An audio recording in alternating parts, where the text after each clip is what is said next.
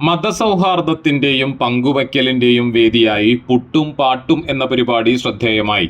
താമരപ്പള്ളി പുരോഗമന കലാസാഹിത്യ സംഘവും റെഡ്കോ നാട്യകലാവേദിയും സംയുക്തമായാണ് പരിപാടി സംഘടിപ്പിച്ചത്. അംഗപരിമിതരുടെ കൂട്ടായ്മയായ പൂമ്പാറ്റ അവതരിപ്പിച്ച മേളത്തോടുകൂടി പരിപാടിയുടെ വേദി ഉണർന്നു.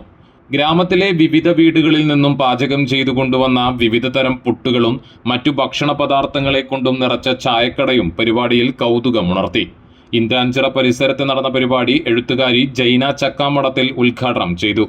ശ്രീന പ്രതാപൻ അധ്യക്ഷത വഹിച്ചു. PG Subidas, VD Prem Prasad, Prasad Kakkassery, RA Abdul Hakeem, BR Santhosh, CF Rajan, KA Pareed, Engandiyur Karthikeyan, തുളസി രാമചന്ദ്രൻ, NB ജയ, KS ശ്രീനിവാസൻ, സുധാ ശിവപ്രസാദ്, റീത്ത സോമസുന്ദരം എന്നിവർ സംസാരിച്ചു.